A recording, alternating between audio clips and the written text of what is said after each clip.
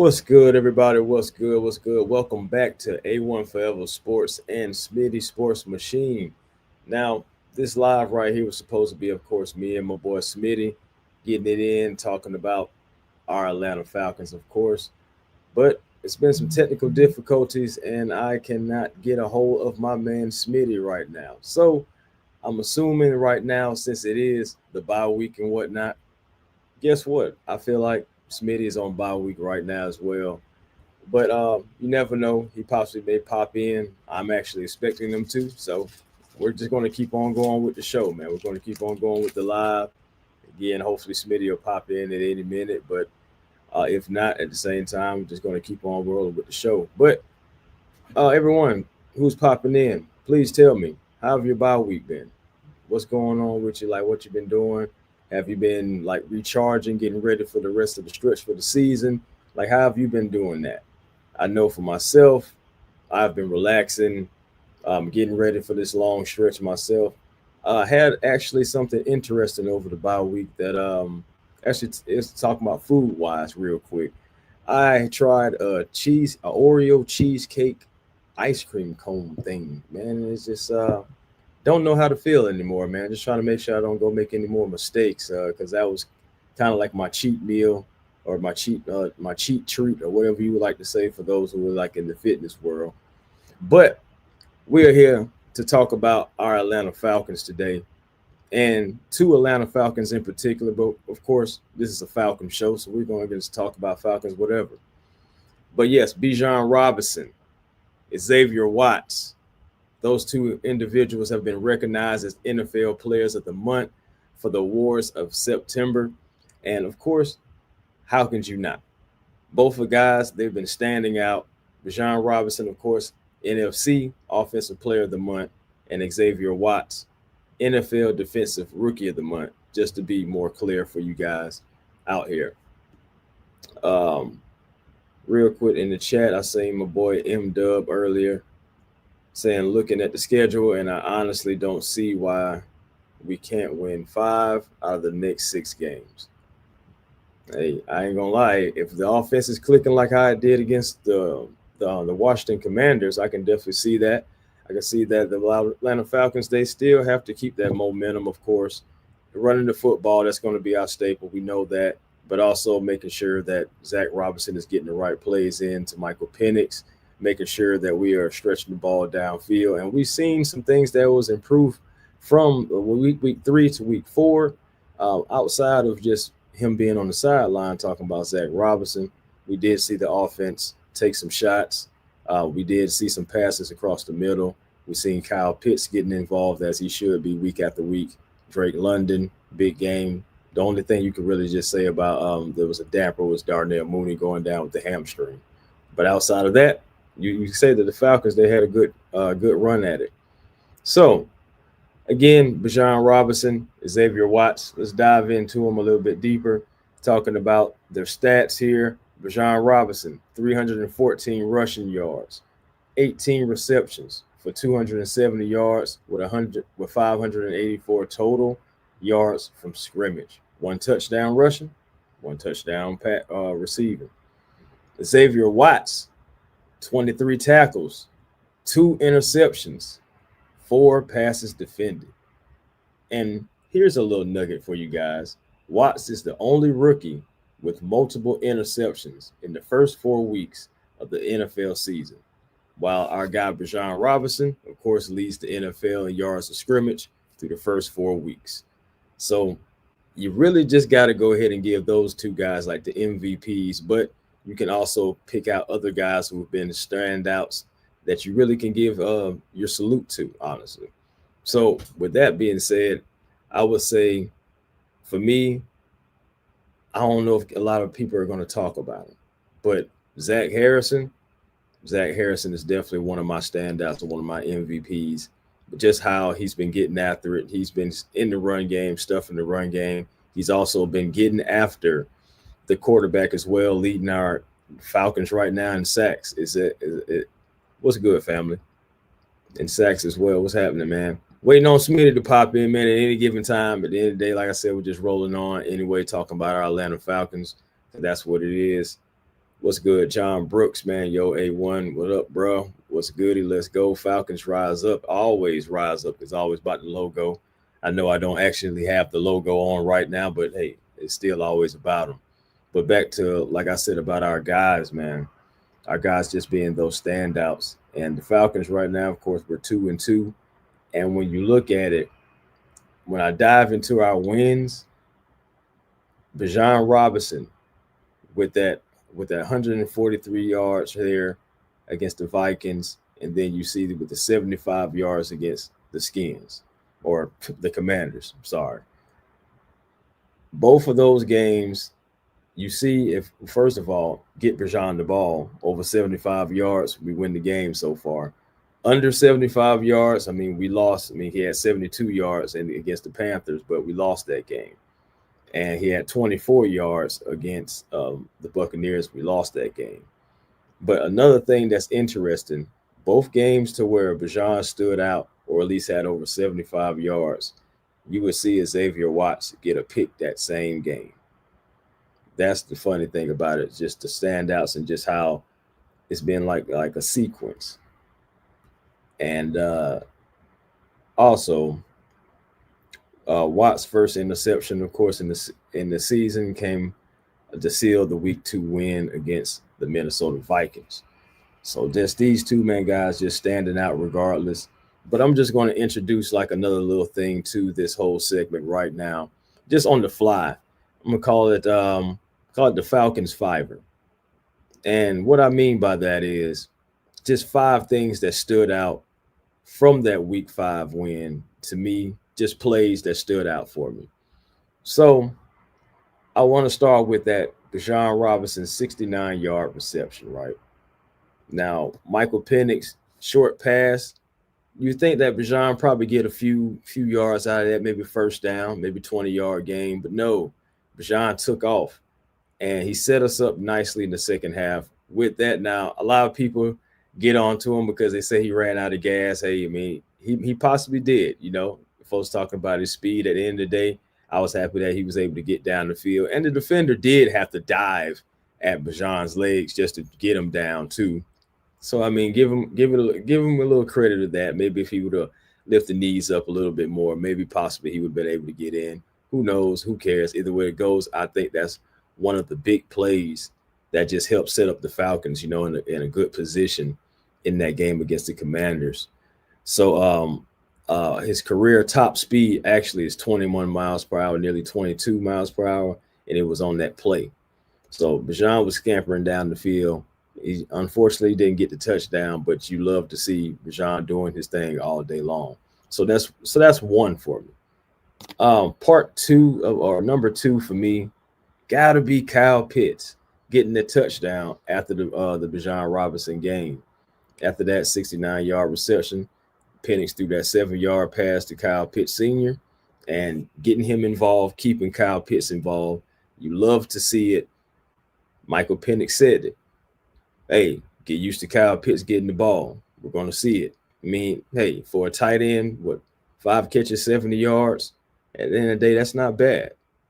That's really not bad, especially like in this offense to where the ball can get spread around to Bijan, Tyler, Drake London. Come on now. It's like the list goes on and on. Really, about the pass catchers on this team, and really, Penix has his choice.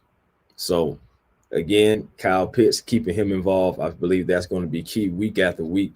And I know Smitty, he says it all the time, that to get Kyle Pitts the ball. And I agree with him, especially this season when you have a quarterback who's capable of getting him the ball. Kyle Pitts seems like he's really engaged. They were really engaged over the offseason, golfing together, hanging out together, building that cohesion that you're going to need on and off the field. So you look at those two guys and you look at Kyle Pitts, how excited he was, and talking about how he's looking at tandems like Tom Brady and Rob Gronkowski and like other tight end and quarterback comparisons and duos. He's looking at that because he wants that for himself and Michael Penix. And I'm all there for it. All here for it. What was he got in the chat? Say congratulate Kevin was good. Kelvin, excuse me, was good. He said congratulations to Bijan and Xavier. Might be early, but Xavier could be a dark horse for defensive rookie of the year. I like it. I actually like that. If he keeps on playing the way he's playing, especially being the ball hawk, taking the ball away, if I think if Xavier can get at least, man, if Xavier gets like 6 or 7 interceptions the first season, that's going to be tough not to give it to him. I'm serious because he may have more interceptions than actual veterans that are maybe on better teams. Who knows? So I actually like that. That's not far fetched at all, especially he keeps playing well. Let me see. Kerry, what's good? What's good? How you feeling? Yes, please hit that like button, please. Indeed, please come on in, hit that like button. I know it's late night. It's a Thursday night.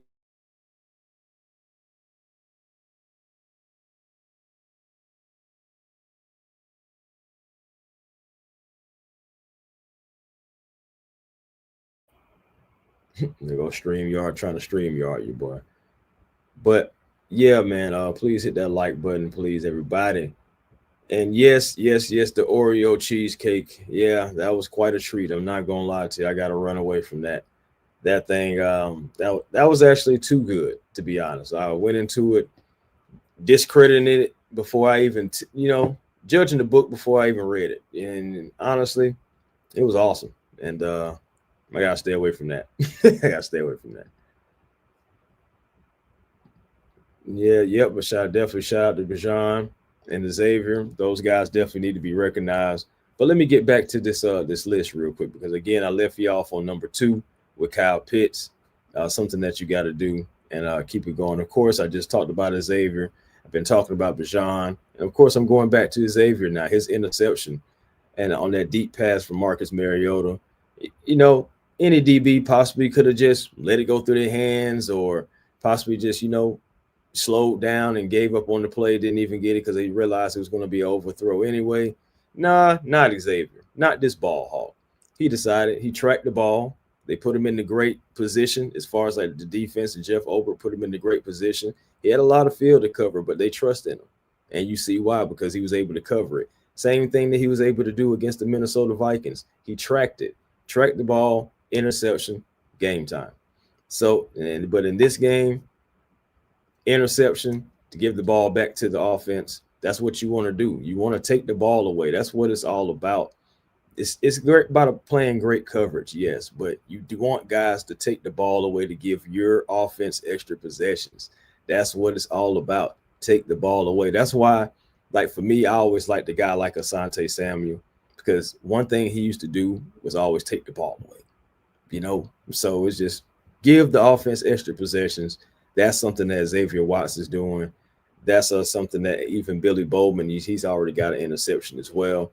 And he's still playing well, growing, of course, going to have ups and downs. It's going to happen, but still another great football player. But yes, Xavier Watts, that would be number 3 in this Falcon fiver that I'm just coming up with on the fly. Number 4, and really could be top. It's not like a list of like a top list of this as being the best or anything. I'm just listing things that just happened in the game that I feel like is a great thing to happen for the Falcons. And again, in this Falcon fiver. So again, number 4, we're on now. Tyler Algier. Angry runs, baby. Angry runs. Tyler Algier absolutely being that bulldozer that he is, being that force that he is. And he's a nice guy off the field. But on that field, he wants all the smoke. And if you want it, you can come get it. And that's what I love about Tyler Algier. I love the bruising backs, the ones that punish you for trying to come in there and think that you're going to take them down. So again, Tyler Algier on a counterplay, by the way, Tyler Algier, 15-yard scamper right onto the end zone, running home his right slap over, like he wasn't even there almost, right on into the end zone to extend that lead at the time to 31-16 for the Falcons, man. So that would be number 4 for me.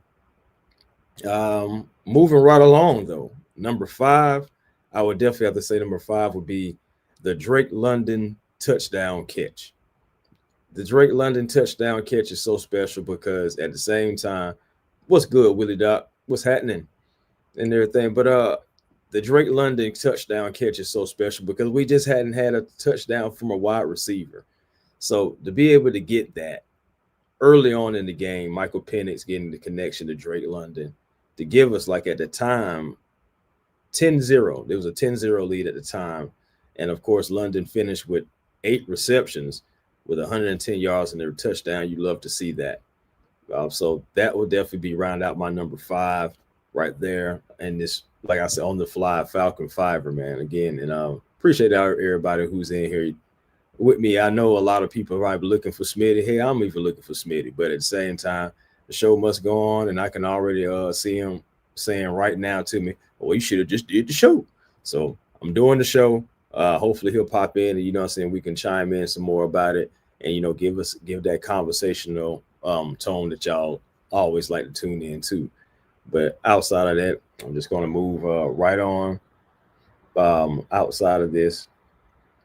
And I want to say also, the Falcons, even though they were shut out in week 3, week 4, it was good to see them come back and beat a team like the Washington Commanders without Jaden Daniels, you know, because it's special because, you know, in the past, the Falcons would find a way to lose a game like that to Marcus Mariota at home, you know. And I'm so glad that this defense, that this team, you know what I'm saying, they bent a little bit, but they didn't break. And honestly, they took their foot off the gas, if you ask me. Truly, they took their foot off the gas, and that would allow the Washington Commanders to gain a little more momentum toward the end of the game, getting some points, getting some throws. You know, you just can't do that regardless. I don't care what the lead is.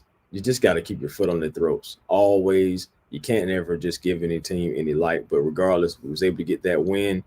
And again, man, you guys, let me know what you guys been doing over the bye week, man. How you been recharging for this long stretch, because it is going to be a heck of a stretch now. Even though the bye week was timely because we do have injuries, hopefully we'll get A.J. Terrell back because we're going to need him against the Buffalo Bills. But not just against the Buffalo Bills. We're going to need him against the 49ers. We're going to need him for the rest of the season.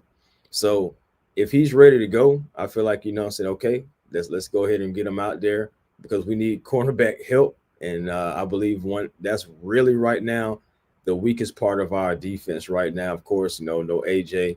So, of course, guys got to move up. Guys are going to get attacked. But I want to give, D. Offer, he didn't have made the best game last game, but ultimately right now I feel like he's doing a good enough job. I mean, he is a backup right now. So he's doing a good enough job right now. We can't really roll with anyone else. I don't really see us roll with anyone else. These guys are the backups for a reason, unless, more injuries occur. So we're going to see exactly what happens with that moving forward. What we got? Okay. So watching the 49ers and Rams game, one note: our defensive front can really eat the San Francisco offensive line. I can see Rook, Dorless, JPJ, and Floyd especially getting after Mac Jones or Purdy. Yeah, I was checking it out a little bit, and I was seeing that I think like Mac Jones had got hurt or something like that a little bit. I seen him trying to stretch some stuff out on the sideline. He has a really big knee brace on his left knee, by the way. Like, that thing is huge. Like, it's like almost like it's almost like from his thigh all the way down to like his shin. But either way it goes, we'll see what happens with that. I believe our defensive line can get after him as well. Just from what I was seeing, that offensive line doesn't look like it is all that, especially with, you got these beat up quarterbacks anyway. You got these young guys, just like you said, with Dorless, with Rook, also with JPJ. So I definitely believe that these guys have the capability to get after this offensive line, catch him, and Jalen Walker as well, throw him in. But I definitely like that when you said Floyd especially. But don't forget about my guy, Zach Harrison as well. Zach Harrison, he pushes the offensive line, reestablishes the line of scrimmage, sets anew, and goes right after it. Gets after the guys. So, again, he's leading right now in sacks, so you can't just count him out as well. Got to throw him in that as well. What we got? It says it's a close game.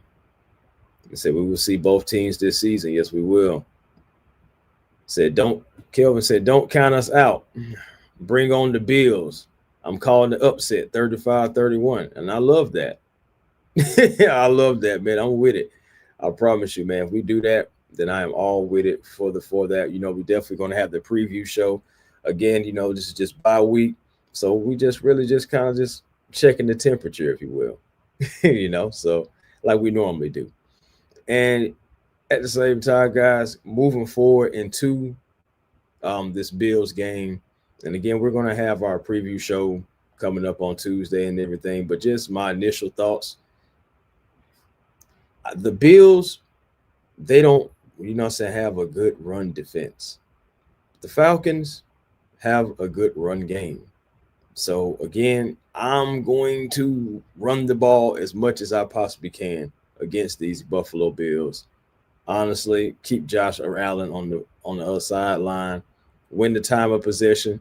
The Falcons won time of possession against the Commanders, and really every time the Falcons have won the time of possession, they've won the game as well too. So it's like, try to win the time of possession. The best way to do that, you're going to have to run the ball. Run the ball. Rams about to take the lead. What we got here? It said, have y'all noticed the spike in injuries throughout the league? Yes, I have. The training/condition regimen have coming back bad at the players. Yeah, man, it's been bad. It's been real bad, honestly. Injury after injury. It just seemed like week after week is like, who's going to be next? And honestly, that's why I just pray and hope, like, please protect our Falcons. Protect our Falcons as much as you can. I know things going on with AJ and Darnell Mooney, but regardless, still, man, I'm just like, please protect our Falcons from being out multiple weeks anymore.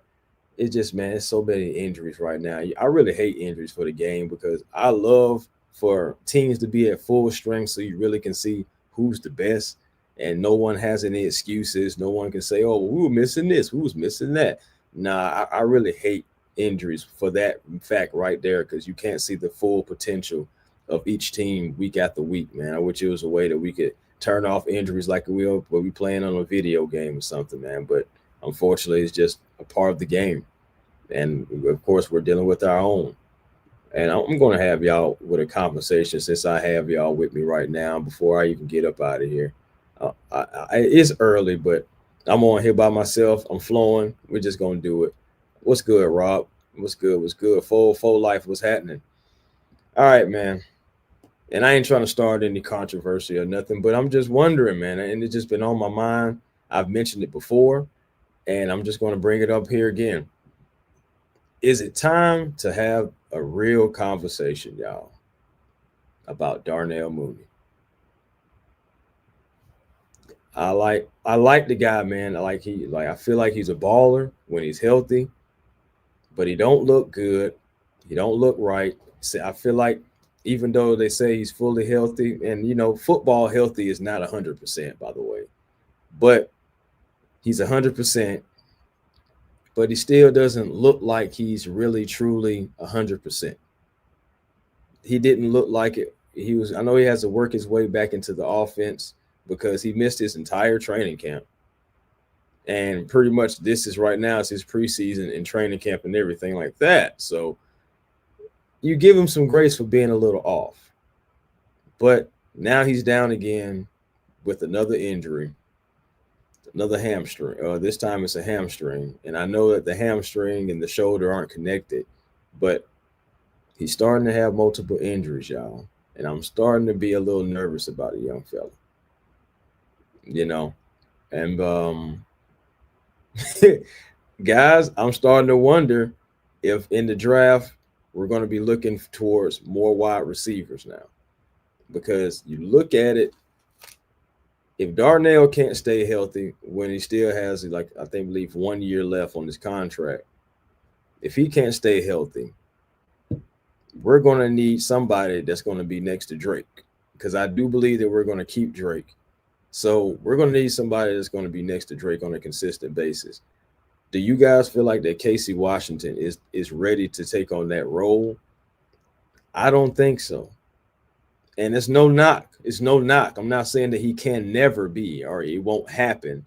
I'm just saying if we're asking me right now, October the 2nd, do I think that that's a possibility that can, carry you on out through the rest of the season? Possibly. Or at least let's say the next 5 weeks. Let's just throw it out there, 4 or 5 weeks. I don't think so. And that's no knock again. He has to work his way in. I know he's been dealing with concussions. It's been a few things with him as well, as far as with injuries. So it's just like, I need a guy. And Drake has had his injuries too. I know he's had a shoulder and stuff, but come on now. We know how tough Drake is. And Drake, he's going to bounce back as he just did, 8 catches, 110 yards. So I'm not worried about Drake, but I am worried about Darnell Mooney. And I don't feel like I am wrong for feeling like that, to be honest. But you guys let me know how you guys feel, because again, a shoulder injury is what kept him from getting 1,000 yards last year. A shoulder injury is what kept him all out of training camp. And again, me and Smitty was front row to that injury. Few plays in, what practice start 9:30, 9:45.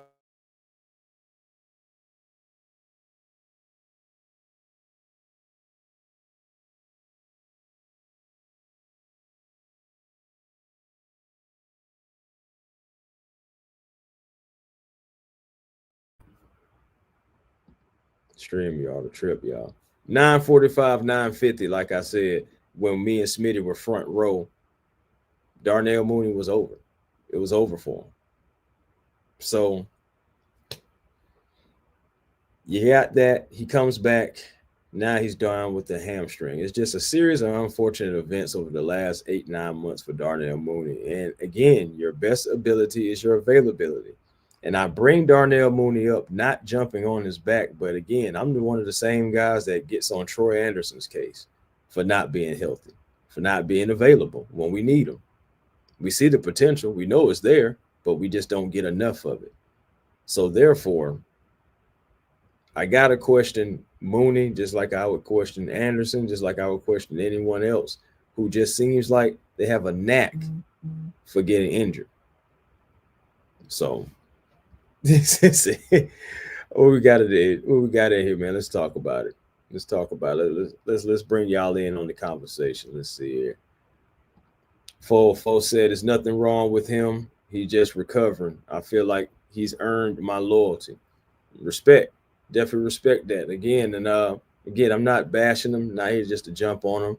Just having a conversation with you guys, just wondering. You guys are just seeing some of the things I'm seeing. And I do believe, again, that's why I said he missed all training camp, preseason. So really right now, that's what he's going through. But he still can't fully get through it if he's continued to having injuries. So hopefully, he'll be able to just stick further, because Darnell Mooney last season, he definitely, I was questionable about him coming in, but I had to give him his respect because the guy is a baller, like I said. John says, Mooney's talent gotten taken by the Monstars from Space Jam. Oh, my gosh. This guy. I don't think that happened, but I feel where you're coming from, fam. Let's see what we got. Tony Wright, what's happening? Said, bring up wide receiver Nick Nash from the practice squad and play him. Hey, I would like that too. Nick Nash, man, has a capability of getting down the field, capability of not necessarily stretching the field, but definitely being able to sit down in the zone fine. Hey, Nick Nash, you give him some opportunity, I believe, yes, he can be one of those guys. But hey, real quick, guys, you know what I'm saying? What about Chris Blair? I don't hear nobody saying anything about Chris Blair. Do anyone believe in Chris Blair as a wide receiver? I mean, he did have a good training camp and preseason. Just saying. 404 says, I still think Nick Nash is a hidden gem. And I agree with you guys. I do. Let's see.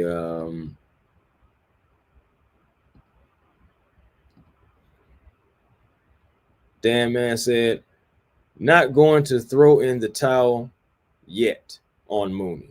Honestly, he was wide open on 2 plays last game. That's true. That's true. The one where Penix was almost sacked. No, that's true. I give you that. I give you that. Kelvin says Drummond. Okay, I mean I can go for Drummond too, but I probably would go Steals before Drummond. I still do like Nick Nash, but I mean Drummond had a great preseason and training camp too, so it's hard not to give that kid an opportunity. But that's what I'm saying. We have a few guys that can get some opportunities outside of Casey. You know what I'm saying, myself, but so you guys let me know about how you feeling about it. Keep the comments coming. He said, I'm a Mooney fan. Sorry. No, sorry. Hey, man, it's cool, man. I'm not mad at you for being a Mooney fan at all. I'm just, again, asking the question about him because, I mean, he earned my respect last year. But still, again, just like how I get on other players, I gotta keep it real, man. I gotta keep it real, and I gotta, ask the question. I gotta ask. Craig, what's happening, man? He said, did Smitty pay the internet bill? Smitty paid the internet bill, man. I just think Smitty just don't win on bye week on me, man. Smitty don't win on bye week, so I'm just trying to hold it down. Not too much longer gonna be in here, but it's just been good, just to have a little chat. Jump on here, give Bijan Robinson some his love, give Xavier Watts his love real quick in this late pop-up because it necessarily wasn't planned. We just said, hey man, we're just gonna pop up for something over the bye week because we actually were just chilling over the bye week. So saying recharging because it can fit to be a long stretch, so there's no more bye weeks, there's nothing. It's just week after week, gonna be show after show, preview after preview, post game after post game. You can see it right here. A1 Forever Sports and Smitty Sports Machine. So definitely make sure y'all tune in. Okay. Yep. Blair 1, Drummond 2, Nash 3. I can go for that. Fam. He said Willie Doc says just hope Mooney can get healthy, but this pattern is concerning. That's all I'm saying. That's all I'm saying right there. It's just a little concerning because I want the guy on the field and we need him on there. Said, why don't they run Pitts on streaks? Because I thought he was fast. Well, at the same time, I feel like you have seen somewhat. Actually, when you think about it, one of the first catches that Pitts had was something like that, because both of the cornerbacks, first of all, having him in motion, and then coming out. The cornerbacks misread the play. It was their fault, honestly, because the miscommunication by having the motion was what confused them. Let me get myself together. The motion is what confused them, and they had the miscommunication, which caused Kyle Pitts to be able to find that gap, and Penix was able to put the ball right on Kyle Pitts, and it was like right up the field. But I understand that we don't do that a lot. But Kyle Pitts, man, you can use him anywhere, inline, outside, as the X. Kyle Pitts is a guy who runs that 4.4 speed. We just have to be able to get him in space and keep him involved. I enjoy, so when Kyle Pitts goes across the middle, because I know it's not going to be anybody that's going to be able to cover him. He's either going to be too big for the safeties and corners, or he's going to be too fast for those linebackers and edges, or anybody who tries to drop back and cover for him. So again, he's the ultimate mismatch regardless. Kyle Pitts is. It's just we haven't fully gotten everything that we've invested as far as in the 4th overall from Kyle Pitts. But just wait and see, because Michael Penix said Kyle Pitts is going to get the ball. So far, if you can make the argument that in the first 4 weeks, as far as the most consistent, it's been Kyle Pitts. I'm just saying, it's been Kyle Pitts. Miss Christy Lewis, how you feeling? Oh, how you feeling? Yes, I'm on here, man. I'm about to wrap it up in a little bit, but man, just love talking this Falcon stuff, man. Love talking this podcast talk with you guys, regardless. Hey, man, salute, man. Yes, man. What it said, Willie Doc says, but Mooney going down could be the best thing to happen for Pitts. You're absolutely right, because again, like I was saying before in the beginning of the season when we wasn't going to have him, you might as well just go ahead and make Pitts your number two. Because making Pitts your number two, it's behind Drake, it makes the most sense. Give him the targets, get him involved, keep him involved, and I believe that Kyle Pitts is going to continue to get down the field, help the Falcons get first down after first down, and eventually, in the end zone as well. When you get down in the red zone, he's going to be a mismatch as well too. You saw him. It was nice to see Kyle Pitts actually sail the block, shed the block, head straight to the end zone, touchdown. That was wonderful to see, because you don't see that often from Kyle Pitts. So that lets you know he is growing. We want to see more of it, because if it starts becoming a consistent thing to where he's able to sail, shed, and then still be able to get active out there and get into open space, I ain't going to lie, that's going to be a deadly weapon, because there's going to be times to where he doesn't, and we be able to still be able to make plays, because they're going to be expecting one thing and we do another. Then we can start being a little unpredictable instead of that predictable offense that people claim us to be. Fan 404 said, don't forget about Ray Ray now. No, not forgetting about Ray Ray at all. I'm not forgetting about Ray Ray. Ray Ray still has to get out there and do his thing. The offense still is going to have to run through some players. So Ray Ray is definitely one of those players. He had a big season last year, and he's starting off a little slow. But I believe Ray Ray is going to get it going, especially if Mooney is going to have to miss significant time. You're going to have to depend on your other guys, and Ray Ray is definitely one of those guys. But again, I still would put Kyle Pitts as my number two, and then, still keep Ray Ray as like that number three guy. I know Casey Washington is going to be coming back as well if Mooney's going down, so that can be another option. But ultimately, you still need Darnell Mooney back and keep him there. That's where he needs to be. 49ers and Rams in overtime. I love it.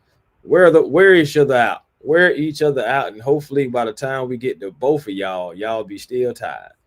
But that's what happens, man. Divisional matchups. I mean, I could have sworn we were going to overtime week one, but and I just say that because divisional matchups, it'd be close like that. So 49ers and Rams, I'm not surprised they're going in overtime. The Rams, man, they're playing well. I'm not going to lie. It's going to be interesting to see what's going to be the tale of the tape by the time we get to the Los Angeles Rams game, because that's more so toward right at the end of the season. So we'll see what happens by the end, but they're looking good too, looking like we're going to have to buckle our chin strap when we play them. 49ers, I know they're dealing with some injuries, but they're fighting. But they were up in this game, but I know they let the lead go, so we'll see what happens with that. Let me see if I can pull this comment. I said, keep the 12 personnel scheme with Charlie Warner, the best blocking tight end in football, by the way. Charlie Warner, and make Pitts run the Mooney routes. Warner has been key in blocking. Yep, just like I just said, man. Best blocking tight end in football. And without him, I ain't gonna lie to you, man. Without Charlie Warner, we don't run the ball as well. Not saying that hold on. I know we got Lindstrom, and I ain't gonna lie, Elijah Wilkinson, he's been decent. He's been good enough. And of course, Ryan Nuzil, he's still getting his way to go together too. So everything, right now is flowing. The cohesion is getting even more better and better, I feel like, week after week. But Charlie Warner, man, I'm so glad the 49ers were able to keep him, or just felt like, hey, we can do without him. Whatever they thought, I'm glad they thought it. And I'm glad the Atlanta Falcons were able to not only bring him to the Falcons, but bring him home, man. Bring him back to the city of Atlanta and just bring him back to Georgia, period. So you love to see it. At the end of the day, man, with this, Charlie Warner, without him, man, we do not run the ball as well as we do, man. He is such a key component to what we do offensively, period, but definitely within the run game. So, yeah, man, Charlie Warner definitely is important, period. Period. Kerry says, do you think we could trade for a wide receiver before the trade deadline if Mooney misses time? It all depends on who's available. It's always takes two to tango. And in order to do that, someone's going to have to be available. And then how much is it going to cost? Because our draft picks are already kind of slim pickings. So what's it going to cost? Is the player going to be worth it? What's the contract? It's just so many questions, so many different variables that can go into it by then. One guy that me and Smitty was already looking at was possibly going to be Tyreek Hill, but the contract was the biggest thing anyway. Now that's not even an option because he's gone. No guaranteed money on the contract, but at the end of the day, he's gone for the remainder of the season. So that option is gone. You look at it, you look around, who could be selling a wide receiver? Who could be selling around the deadline? It possibly may be a little bit early to even think about that. I mean, I don't see the Dolphins getting rid of Jalen Waddle, especially with Tyreek Hill going now. You look at what the Chiefs, they need really every receiver they can get. So you don't see them trading anybody off. But it'd be interesting to see. It really would. William Amy, what's happening? He said special teams need to step up and the offensive players need to step up this October mid-season and win games. Yeah, man. Get ready. No excuses. Just improve every week. And I agree. Every week we got to improve because it's going to get tougher, especially when the teams have more and more film on you, trying to take away the things you do best. So you're going to have to bring your best and put your best foot forward, moving forward within the season. So I agree with that. And special teams, boy, oh boy, special teams have to be better because we have a terrible rate both ways. Like teams, like they average starting at like they own 35 and 40-yard line, and then we have terrible starting like at our own 20 and below. We can't keep doing that. And special teams plays a part in that on both ends. And this team, this roster was constructed for special teams to be the strength. And right now, it's like the biggest glaring weakness that we have, in my personal opinion, and obviously some of yours as well. Oh, yeah, man. Good old Georgia boy. Yeah, man. Stafford. We could definitely trade AK for some help or a decent pick when Trice comes back because AK has been a no-show lately. And I had to pick out this one in particular because, Craig, you were absolutely right. You're absolutely right. I've been looking for AK. I've been watching AK. AK cannot get to the quarterback right now. First 4 games, I've seen him get there almost, but there was a reason why Arnold Abacady played preseason game, late in preseason, He was on the bubble. I was looking, I was like, man, is AK going to make it? I'm talking about on how this could be his year. I'm talking about on how he has this added help that's going to allow him to be able to shine. And AK is not shining. Not right now in the first 4 games. Of course, still a long season. He turned it around in the second half of the season after the bye last year. We'll see if there's some tweaks for him this year. And maybe he can turn some things around and move forward for the rest of the season. Because I do have to give him that credit. After that bye week, Arnold Abacady was a different person as far as getting after the quarterback last season. And normally he's the guy that is leading the team in sacks. But right now, it's not the case. It's Zach Harrison. But we'll see what happens with AK. But I got to admit, AK has not been showing up lately. So that's going to be interesting around the trade deadline because that is a guy who is in a contract year. So we'll see. We will see. Yep, O-line has been coming through lately. I believe so. It's been a pleasant surprise to see the old offensive line. Now, don't get me wrong. Has it been a little bit of struggle here and there? Of course. But the main guy that we've been worried about is Elijah Wilkinson. But we haven't been hearing his name get called. And that's a great thing. That means he's been holding up. I believe the cohesion, again, and being right next to Chris Lindstrom anyway, that's a good guy to have to be next to. one of the best guards in football. So, and Elijah being a guard himself, he knows that, but having a guy like Lindstrom next to him, it's definitely helping him out.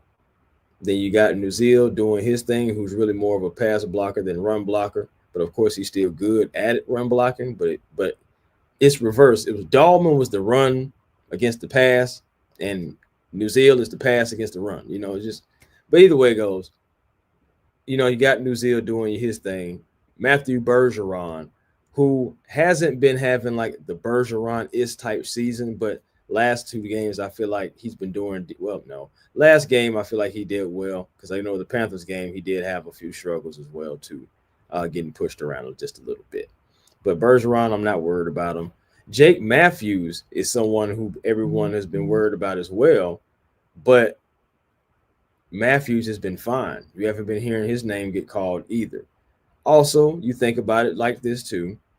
It's not like Michael Penix is holding the ball a long time. He has that quick release that's like out in like 3 seconds or less. So it's not like he's just dropping back, patting, and then they got to hold up. The offensive line has to hold up for an extremely long time, neither. So you credit that to Zach Robinson and the offense and what they're trying to do. That's another reason why I do feel like their pistol is so dominant, because you give them an opportunity to kind of like see what's coming and be able to get it out, and the offensive line can hold up and have a decent wall enough before it collapses on Michael Penix. Even though you've been seeing week after week, they're trying to get closer to him. They're getting closer to him. But Michael Penix has been standing in the pocket, looking like a veteran, growing. And he bounced back all the way from his worst game against the Panthers and had one of his better games right here against these doggone Commanders. And you love to see it. Kara said AK has been quiet this season, in my opinion. He might not be here in long term. Zach Harrison, on the other hand, he looks great. He looks excellent. He looks absolutely excellent. Zach Harrison talking about now.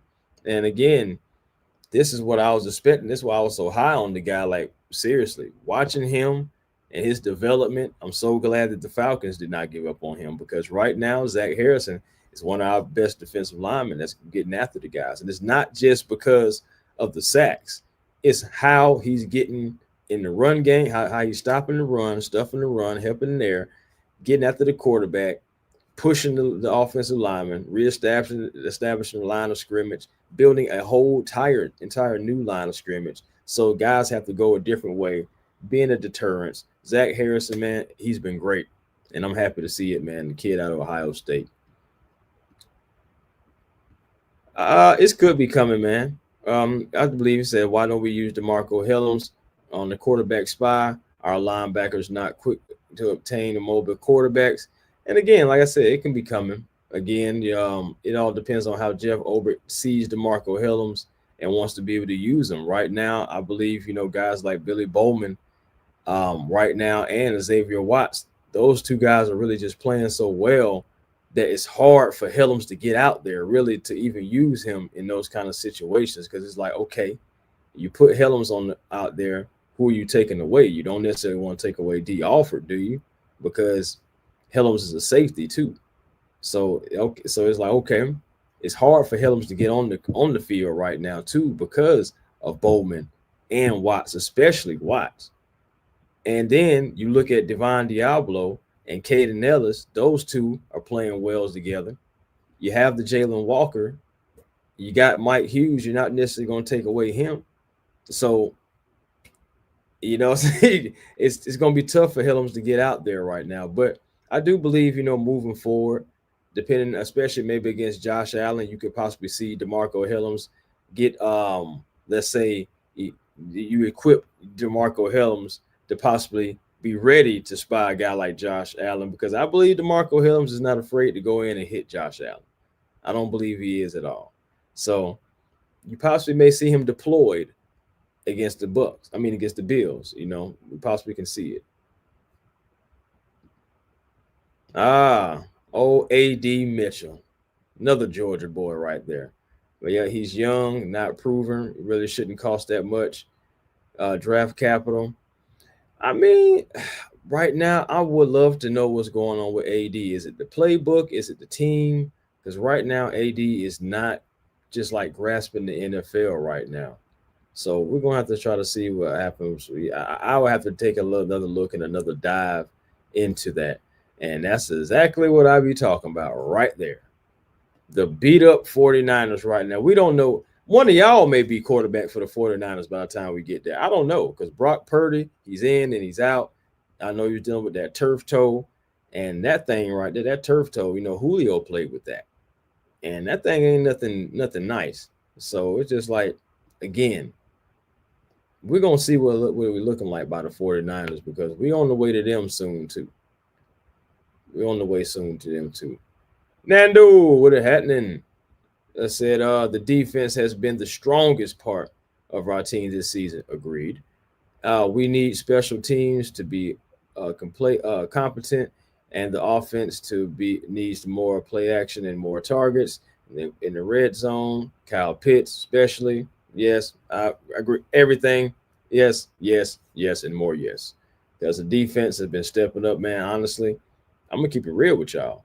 I was a little nervous about Jeff Obert coming back, but seeing a couple of interviews before we got to the field and all that stuff like that did kind of make me optimistic. But it's like you still got to see it. What really did it for me with Jeff Obert was when I saw him and just that energy that he was bringing. It was just something that I felt like we needed. But again, I still, I had optimism, but I still had to see it on the field. And after the first 4 weeks, I gotta say, I'm happy that Jeff Ulbrich is my defensive coordinator, or should I say our defensive coordinator. First 4 games, I think, regardless, it's not like necessarily a bend but don't break. I've seen people still call this defense bend but don't break, but I don't necessarily think it's bend but don't break. I don't think that. I think we actually have guys who are getting after the quarterback, who are actually generating some pressure and who are growing because this is a young defense. If this was a veteran defense playing the way that these guys are playing, I'd possibly be a little skeptical because it's just like, well, okay, these are veteran guys that all know their role. We have so many young guys on this defense. 4 guys that are all rookies starting, guys who were coming from other teams. We have some veteran leadership, yes, but we had our core is the youth movement. Dorless, Rook, Harrison, all those guys, what I'm saying? Then you have the guys that we just drafted who are all playing. So for this defense to be gamers and for us to be 2-2, really, and still not to give up 300 yards in a game going through the first 4 weeks with this young defense, we'll see what happens moving forward. But right now, we looking real good. Kyle Pitts, again, like I said earlier, Nando, Kyle Pitts, you can make the argument that he's been our most consistent receiver when I say out there, running routes, being a focal point, getting open, whether he catches the ball or not. He has been getting open. He is a mismatch out there. So I agree. Kyle Pitts and everything, man, we just got to get more in the red zone. I believe last week, it was great seeing us get in the red zone, not only get in the red zone, something that we didn't do against the Panthers, but we got in the red zone and we scored. And it's great to see. Hopefully, it will be a testament moving forward for the Falcons to get into this red zone. Let's say, what you got? Yeah, Zach say the reason he uses pistol so much is because all of the DCs he's talked to say it's the hardest to defend. Point taken, And again, Penix can see exactly what's coming after him. We already know the offensive line is not at full strength, so you do what you have to do to get your quarterback in the best position. And that's what they feel about using the pistol. I know personally we don't like the pistol. We know that. We want to see him more in the center because that's going to unlock some more of what Michael Penix could possibly do. But I believe that ultimately, even though they're doing well in the first 4 weeks, ultimately, I just feel like they don't want Michael Penix to be in a vulnerable situation at all this year until, or until they get back at full strength, then possibly they'll feel differently. But right now, I believe they're going to keep Michael Penix as clean as they possibly can so he can see what's coming all the way. No turning his back, not too many drop backs. It's just going to be pistol stuff. You know what I'm saying? Again, just like 404 was saying, Zach was saying is one he was talking to DCs and is one of the hardest to defend. So we're gonna be pistol dominant. You know what I'm saying? We're gonna keep it on us. Craig says until we have consistent winning seasons, I'll never trust Caprice Raheem. Boy, I'll be tearing them up, don't I? Tearing them up. Oh, Rams lost in overtime, huh? 26-23. All right, then. Well, 49ers pick up another dub. What I think the Rams are whatnot 3-2 now. So another good game. Again, divisional matchup. We'll see what happens. Said I better not see Penix get hip tackled like that again. Yeah, I ain't gonna lie to you. I ain't like that. I really didn't like that bend back. He got bent back. I believe I was talking. I forgot who I was talking to, but I was saying I was like, I really don't like how Penix got bent back right there. That can't happen. And luckily, you know, I'm saying no cleat got stuck or no mess like that. You know what I'm going with this. I ain't even gonna talk about it. Y'all know where I'm going. I'm just glad it didn't. Nothing bad happened to Penix on that play.